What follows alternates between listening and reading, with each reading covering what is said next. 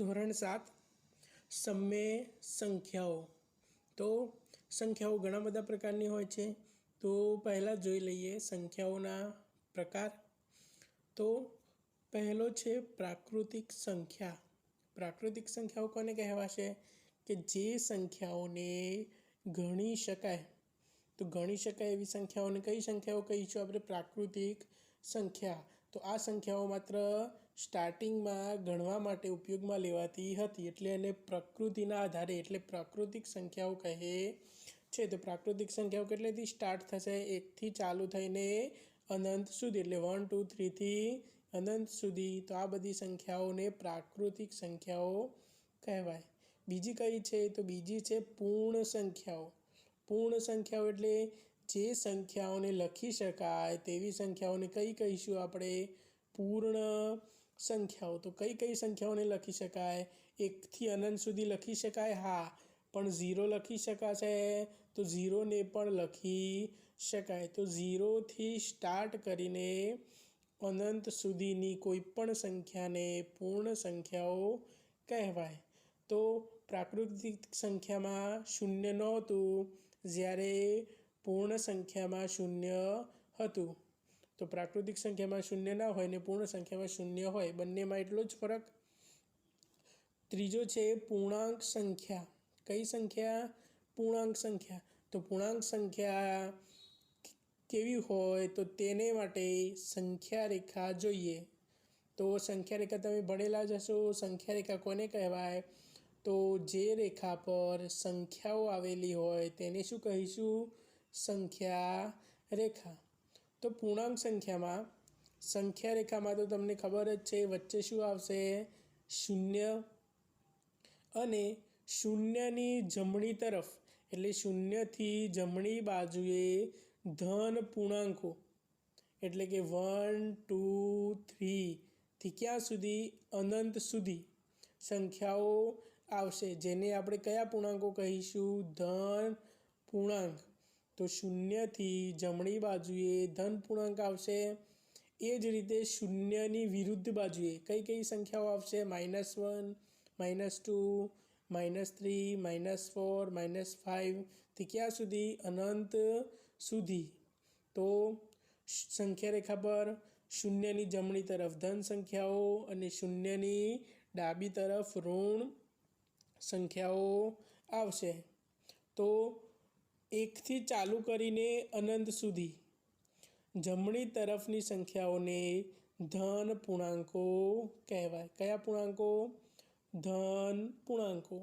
એ જ રીતે -1થી ચાલુ કરીને અનંત સુધી કઈ તરફ? -1થી ચાલુ કરીને અનંત સુધી ડાબી તરફની સંખ્યાઓને કેવી સંખ્યાઓ કહીશું? ઋણ પૂર્ણાંકો। તો જમણી તરફ ધન પૂર્ણાંકો અને ડાબી તરફ ઋણ પૂર્ણાંકો। તો પૂર્ણાંક સંખ્યાઓમાં કેવી સંખ્યાઓ આવશે? ધન પણ આવશે અને ઋણ પણ આવશે। તો ધારો કે તમને કીધું હોય કે પૂર્ણાંક સંખ્યાઓના નામ અથવા ઉદાહરણ લખો, તો તેમાં ધન પૂર્ણાંક પણ આવશે અને ઋણ પૂર્ણાંક પણ, બરાબર? તો ધારો કે મેં લખ્યા -1 2 4, ધારો કે બીજા લખ્યા -11 -15, તો આ તમામ સંખ્યાઓનો સમાવેશ કઈ સંખ્યાઓમાં થશે? પૂર્ણાંક સંખ્યાઓમાં। એટલે કે ધન હોય કે ઋણ હોય એ બધી સંખ્યાઓને પૂર્ણાંક સંખ્યાઓમાં સમાવેશ થાય છે, એટલે કે તેને પૂર્ણાંક સંખ્યાઓ કહીશું।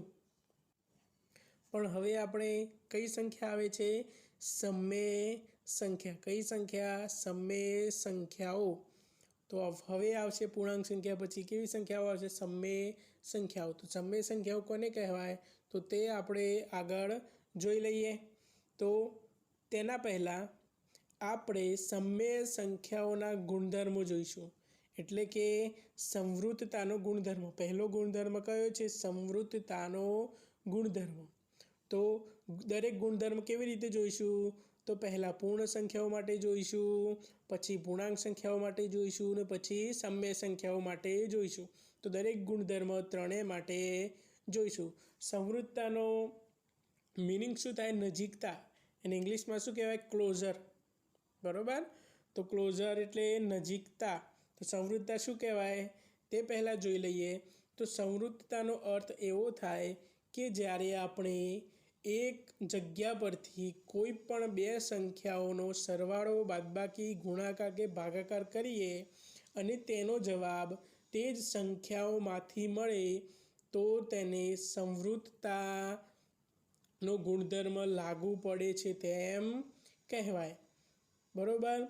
તો સંવૃત્તતા કોને કહેવાય? ફરીથી, જ્યારે કોઈ સંખ્યાઓ એક જગ્યાએથી લઈને તેનો સરવાળો, બાદબાકી, ગુણાકાર, ભાગાકાર કરીએ અને તેનો જવાબ તે જ સંખ્યાઓમાંથી આવશે તો તેને કહીશું સંવૃત્તતાનો ગુણધર્મ અથવા સંવૃત્તતા જળવાય છે તેમ કહીશું. સંવૃત્તતા આપણે કેવી રીતે જોઈશું? પહેલાં પૂર્ણ સંખ્યાઓ માટે જોઈશું, પછી પૂર્ણાંક સંખ્યાઓ માટે જોઈશું અને ત્યારબાદ સમય સંખ્યાઓ માટે સંવૃત્તતાનો ગુણધર્મ જોઈશું. તો પહેલાં કેવી સંખ્યાઓ આવે છે? પૂર્ણ સંખ્યાઓ. તો પૂર્ણ સંખ્યાઓ કઈ કઈ છે યાદ રાખવાની? આગળ ભણી ગયા. તો પૂર્ણ સંખ્યાઓ તો 0, 1, 2, 3થી અનંત સુધીને કેવી સંખ્યાઓ કહીશું? પૂર્ણ સંખ્યાઓ. તો આપણે 0થી અનંત સુધીની કોઈ પણ બે સંખ્યાઓનો પહેલાં શું કરીએ? સરવાળો. તો અહીંયા આપેલું છે 0 + 5 એટલે કે 0 ક્યાંથી લીધો? પૂર્ણ સંખ્યામાંથી. 5 ક્યાંથી લીધા? પૂર્ણ સંખ્યામાંથી. તો જવાબ કેટલો મળશે? 0 + 5 એટલે 5 જવાબ મળશે. અને આ જે 5 જવાબ મળ્યો એ પૂર્ણ સંખ્યાઓની અંદર આવે છે કે નથી આવતો? તો આવે છે. એટલે 5 પણ પૂર્ણ સંખ્યા છે. એટલે કે સરવાળા માટે સંવૃત્તતા જળવાય છે. એ રીતે બીજું કોઈ ઉદાહરણ જોઈ લઈએ. 4 + 7 તો જવાબ કેટલો થશે એનો? 11. તો 4 પણ પૂર્ણ સંખ્યા, 7 પણ પૂર્ણ સંખ્યા, તો 11 પણ પૂર્ણ સંખ્યા મળી. એટલે કે જવાબ પણ પૂર્ણ સંખ્યા મળ્યો. એટલે કહેવાશે કે સરવાળા માટે પૂર્ણ સંખ્યાઓ કેવી છે? સંવૃત્ત છે. તો સરવાળા માટે નક્કી કરી દીધું કે સંવૃત્તતાનો ગુણધર્મ જળવાય છે. એ જ રીતે એના પછી કઈ ક્રિયા આવશે? બાદબાકીની. તો પૂર્ણ સંખ્યાઓમાંથી કોઈ પણ બે સંખ્યાઓની બાદબાકી કરીએ. તો અહીંયા ધારો કે લીધા છે 5 - 7. તો 5 - 7 એટલે મોટામાંથી નાની બાદ કરવાની. 7માંથી 5 જાય તો 2 અને મોટી સંખ્યાની નિશાની. તો જવાબ મળશે -2. -2 કેવી સંખ્યા છે? પૂર્ણ સંખ્યા છે? ના. -2 તો પૂર્ણ સંખ્યામાં આવતા નથી. એટલે 0થી અનંત સુધી -2 આવતા નથી. માટે બાદબાકીની ક્રિયા માટે પૂર્ણ સંખ્યાઓ સંવૃત્ત નથી. એના પછીની કઈ ક્રિયા આવશે? ગુણાકારની ક્રિયા. એટલે કે આપણે પૂર્ણ સંખ્યાઓમાંથી કોઈ પણ બે સંખ્યાઓનો ગુણાકાર કરીશું. તો અહીંયા શું આપેલું છે? 0 × 3. તો 0 × 3 કેટલો થશે? 0. તો 0 પૂર્ણ સંખ્યા, 3 પણ પૂર્ણ સંખ્યા. તો જવાબ મળ્યો એ પણ પૂર્ણ સંખ્યા જ મળ્યો. તો 0 પૂર્ણ સંખ્યામાં આવે છે? હા. એ જ રીતે 3 × 7 21 એ પણ પૂર્ણ સંખ્યામાં આવે છે? હા. એટલે કે ગુણાકાર માટે પૂર્ણ સંખ્યાઓ સંવૃત્ત છે. એટલે સંવૃત્તતાનો ગુણધર્મ જળવાય છે. તો એ જ રીતે ત્રીજી ક્રિયા માટે પણ જોઈ લઈએ. ત્રીજી ક્રિયા કઈ છે? ભાગાકારની ક્રિયા. તો કોઈ પણ બે સંખ્યાઓનો શું કરીશું? ભાગાકાર કરીશું. તો અહીંયા આપેલા છે 5/8. તો 5/8 કદી થાય ના થાય? તો એમનેમ લખ્યા 5/8. તો 5/8 તો અપૂર્ણાંક કહેવાય. તો તે પૂર્ણ સંખ્યાઓ કહેવાશે? ના. માટે ભાગાકારની ક્રિયા માટે સંવૃત્તતાનો ગુણધર્મ જળવાતો નથી. એટલે કે સંવૃત્ત નથી. તો પૂર્ણ સંખ્યાઓ માટે તમામ જોઈ લીધા કે સરવાળા, બાદબાકી, ગુણાકાર અને ભાગાકારની ક્રિયા માટે સંવૃત્તતાનો ગુણધર્મ જળવાય છે કે નહીં. તો પૂર્ણ સંખ્યાઓ માટે સંવૃત્તતા પૂરી. હવે કેવી સંખ્યાઓ આવશે? પૂર્ણાંક સંખ્યાઓ માટે સંવૃત્તતા. તો પૂર્ણાંક સંખ્યાઓ કેવી હોય? આગળ આપણે જોઈ લીધી કેવી હોય? પ્લસ પણ હોય અને માઇનસ પણ હોય, એટલે કે ધન પણ હોઈ શકે અને ઋણ પણ હોઈ શકે. તો તેને આપણે શું કહીશું? પૂર્ણાંક સંખ્યાઓ. તો પૂર્ણાંક સંખ્યાઓ માટે પહેલે કઈ ક્રિયા આપેલી છે? સરવાળાની ક્રિયા. તો સરવાળાની ક્રિયામાં પહેલું ઉદાહરણ જોઈ લઈએ. તો સરવાળામાં -6 + 5 એટલે વચ્ચે સરવાળાની નિશાની એટલે સરવાળો. તો -6 + 5 એટલે જવાબ કેટલો મળશે તમને? -1. કેવી રીતે? તો 6 માઇનસ છે અને 5 પ્લસ, તો બંનેમાંથી એક માઇનસ હોય તો બાદબાકી કરવાની. તો મોટામાંથી નાનું બાદ કરો તો 6માંથી 5 જાય તો 1, અને નિશાની કઈ આવશે? મોટી સંખ્યાની નિશાની એટલે માઇનસની નિશાની, એટલે જવાબ મળશે -1.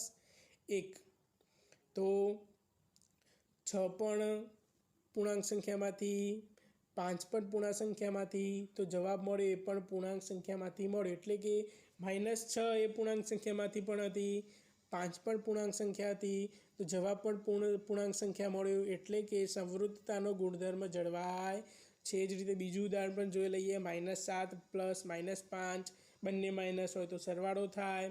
તો 7 અને 5 જવાબ કેટલો મળશે? 12, અને બંનેની નિશાની માઇનસ હોય તો માઇનસ નિશાની સરવાળામાં આવશે. એટલે કે જવાબ પણ પૂર્ણાંક સંખ્યા મળ્યો. માટે સરવાળા માટે સંવૃત્તતાનો ગુણધર્મ જળવાય છે. એટલે કે સરવાળાની ક્રિયા માટે પૂર્ણાંક સંખ્યાઓ સંવૃત્ત છે. એ જ રીતે બાદબાકીની ક્રિયા માટે જોઈ લઈએ. તો બાદબાકીની ક્રિયામાં પહેલું ઉદાહરણ શું આપેલું છે? 7 - 5. તો અહીંયા 7 - 5 એટલે 7 કેવા છે? પૂર્ણાંક સંખ્યા છે. -5 કેવા છે? પૂર્ણાંક સંખ્યા છે. જવાબ કેટલો મળ્યો? 2 મળ્યો. તે પણ પૂર્ણાંક સંખ્યા છે. માટે બાદબાકીની તમામ ક્રિયાઓ માટે સંવૃત્તતાનો ગુણધર્મ જળવાય છે. એટલે કે સરવાળા માટે પણ જળવાય છે અને બાદબાકી માટે પણ સંવૃત્તતાનો ગુણધર્મ જળવાય છે. તો ત્યાર પછી હવે કઈ ક્રિયા આવશે? ગુણાકારની ક્રિયા. એટલે કે પૂર્ણાંક સંખ્યાઓ માટે ગુણાકારની ક્રિયામાં સંવૃત્તતા. તો અહીંયા ઉદાહરણ આપ્યું છે 5 × 8 બરાબર જવાબ કેટલો મળ્યો? 40. એટલે 5 પણ પૂર્ણાંક સંખ્યા, 8 પણ પૂર્ણાંક સંખ્યા, અને જવાબ મળ્યો તે પણ પૂર્ણાંક સંખ્યા. એ જ રીતે બીજું ઉદાહરણમાં -5 × 8 તો -5 પૂર્ણાંક સંખ્યા, 8 પૂર્ણાંક સંખ્યા, અને જવાબ મળ્યો એ પણ પૂર્ણાંક સંખ્યા. માટે ગુણાકારની તમામ ક્રિયાઓ માટે સંવૃત્તતાનો ગુણધર્મ જળવાય છે. તો અહીંયા શું લખ્યું છે? ગુણાકારની ક્રિયા માટે પૂર્ણાંક સંખ્યાઓ સંવૃત્ત છે. એટલે સંવૃત્તતાનો ગુણધર્મ જળવાય છે. તો એ જ રીતે ભાગાકારની ક્રિયા. તો આપણે સેમ ઉદાહરણ લઈ લઈએ. 5/8. તો 5/8, 5/8 જવાબ મળે? ના મળે. એટલે 5/8 એમને એમ લખવાના. તો 5/8 તો અપૂર્ણાંક છે. તો માટે ભાગાકારની ક્રિયા માટે સંવૃત્ત સંખ્યા એટલે કે સંવૃત્તતા જળવાતી નથી. તો ભાગાકારની ક્રિયા માટે પૂર્ણાંક સંખ્યાઓ સંવૃત્ત નથી. એટલે ભાગાકારમાં સંવૃત્તતા જળવાતી નથી એમ કહી શકાય. તો કયા કયા જોયા આપણે? પૂર્ણ સંખ્યાઓ માટે જોઈ સંવૃત્તતા, પૂર્ણાંક સંખ્યાઓ માટે સંવૃત્તતા જોઈ લીધી. હવે કેવી સંખ્યાઓ જોવાની છે? સમમેય સંખ્યાઓ. મેં આગળ કીધું હતું સમમેય સંખ્યાઓ કેવી હોય, તો અહીંયા જોવાની છે આપણે સમમેય સંખ્યાઓ વિશે. તો સમમેય સંખ્યાઓની વ્યાખ્યા પ્રમાણે છે કે જે સંખ્યાને, અહીંયા લખેલું છે, જે સંખ્યાને p/q સ્વરૂપે લખી શકાય તેવી સંખ્યાઓને સમમેય સંખ્યાઓ કહે છે. p/q એટલે તો p/q એટલે શું? કે ભાગાકારની ઉપર કોઈ સંખ્યા આપેલી હોય અને ભાગાકારની નીચે પણ સંખ્યા આપેલી હશે. તો કેવી સંખ્યાઓ હશે? તો જે p આપેલું હોય એ કેવો હોય? હંમેશા ધન પૂર્ણાંક અથવા તો ઋણ પૂર્ણાંક હોઈ શકે. એટલે કે ભાગાકારની ઉપરની સંખ્યા ધન પણ હોઈ શકે અને ઋણ પણ હોઈ શકે, અને ભાગાકારની નીચેની સંખ્યા એ હંમેશા ધન પૂર્ણાંક હશે. તો ઉપર ધન કે ઋણ કોઈ પણ પૂર્ણાંક હોઈ શકે અને નીચે હંમેશા ધન પૂર્ણાંક લખી શકાય. તો આવી સંખ્યાઓને કેવી સંખ્યાઓ કહેવાય? સમમેય સંખ્યાઓ. અહીંયા આગળ શું આપેલું છે કે ક્યુ નોટ ઇઝ ઇક્વલ ટુ 0, એટલે ક્યુ ક્યારે શૂન્ય થશે નહીં, એટલે શૂન્ય નહીં હોય ક્યારે પણ. કેમ શૂન્ય નહીં હોય? તો કોઈ પણ સંખ્યાને, ધારો કે પી ભાગ્યા ક્યુ આપેલા હોય, તો કોઈ પણ સંખ્યાને 0 વડે ભાગીશું તો તેનો જવાબ મળશે નહીં. તો સમમેય સંખ્યાઓ બનાવવા માટે આપણે ભાગાકાર લીધો, ઉપર કોઈ પણ સંખ્યા લખી ધન અથવા ઋણ, અને નીચે હંમેશા ધન પૂર્ણાંક લખી, તો જવાબ કેટલો મળ્યો આપણને? 2/3. તો ભાગાકારવાળી સંખ્યાને સમમેય સંખ્યાઓ કહેવાય. યાદ રાખવા માટે, તો સમમેય સંખ્યાઓ કોને કહેવાય? ભાગાકાર હોય, ઉપર કોઈ પણ સંખ્યા લખી હોય, નીચે કોઈ પણ સંખ્યા લખી હોય, તો જે જવાબ મળે તેને શું કહીશું? સમમેય સંખ્યાઓ. ટૂંકમાં યાદ રાખવાની કે ભાગાકાર સ્વરૂપની સંખ્યાઓને સમમેય સંખ્યાઓ કહેવાય. તો અપૂર્ણાંકો હોય તેને સમમેય સંખ્યાઓ કહી શકાય. તો સમમેય સંખ્યાઓ ખબર પડી ગઈ. સમમેય સંખ્યાઓમાં શું આવશે? ભાગાકાર આવશે, ઉપર કોઈ સંખ્યા અને નીચે કોઈ સંખ્યા. અહીંયા ધારો કે નીચે 0 આપેલું હોય તો તેનો જવાબ મળશે નહીં. તો 5/0, કોઈ પણ સંખ્યાને 0 વડે ભાગીએ તો ક્યારે પણ જવાબ મળે નહીં. એટલે જ અહીંયા શરત શું આપેલી છે કે ક્યુ ક્યારે શૂન્ય હોવો જોઈએ નહીં. જો શૂન્ય હશે તો આપેલી સંખ્યાને સમમેય સંખ્યા કહી શકાય નહીં. તો સમમેય સંખ્યાઓ ખબર પડી ગઈ. તમે ઘણા બધા ઉદાહરણ એ રીતે લખી શકશો, બરાબર. તો સમમેય સંખ્યાઓના ઉદાહરણ કેવી રીતે? ધારો કે ભાગાકાર કર્યું, ઉપર -5, નીચે 4, તો આ સમમેય સંખ્યા. એ જ રીતે -21/3 સમમેય સંખ્યા થઈ ગઈ. એ જ રીતે 9 ભાગ્યા નીચે લખ્યા કોઈ પણ 7, તો આ પણ સમમેય સંખ્યાઓ થઈ ગઈ. તો આ રીતે તમે સમમેય સંખ્યાઓ બનાવી શકો છો. તો સમમેય સંખ્યાઓ ખબર પડી ગઈ. હવે આપણે સંવૃત્તતા તો જોવાની જ છે. સંવૃત્તતાનો ગુણધર્મ સમમેય સંખ્યાઓ માટે. તો પહેલો સરવાળો જોઈ લઈએ. તો સમમેય સંખ્યાઓ માટે સરવાળા માટે સંવૃત્તતા. તો સમમેય સંખ્યાઓના સરવાળા માટે સંવૃત્તતા જોઈએ, ત્યારબાદ તેની બાદબાકી માટે સંવૃત્તતા જોઈએ. તો બે સમમેય સંખ્યાઓનો સરવાળો એટલે વચ્ચે સરવાળો હશે, આગળ કોઈ સમમેય સંખ્યા લખેલી હશે અને પાછળ કોઈ સમમેય સંખ્યા લખેલી હશે. હવે તમે આગળ ભણી ગયા છો કે સમમેય સંખ્યાઓના સરવાળા બાદબાકી કેવી રીતે થાય. તો જેને ના આવડતા હોય ધ્યાન રાખજો કે આગળ સમમેય સંખ્યા અને પાછળ સમમેય સંખ્યા. તો સમમેય સંખ્યાનો સરવાળા કરતા હોય તો છેદનો લસા લેવો પડશે. તો છેદનો લસા કેટલો થશે? 8/7. તો નીચે થશે 8/7. હવે ચોકડી ગુણાકાર. તો 7 છે એ 3ની સાથે ગુણાશે અને જે 8 આપેલા છે -5 સાથે ગુણાશે.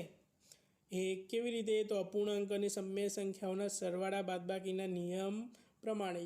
તો 3/7 થશે અને -5/8 થશે અને વચ્ચે કઈ નિશાની આવશે? તો ઉપર જે નિશાની આપેલી હોય સરવાળાની એ જ નિશાની બંને વચ્ચે આવશે. હવે શું આપવાનું? સાદું રૂપ. તો 3/7 કેટલા થશે? 21, પ્લસની નિશાની એમની એમ. હવે -5/8 પૂર્ણાંક સંખ્યાઓના ગુણાકાર ભાગાકાર, બરાબર. આગળ શીખી ગયા આપણે.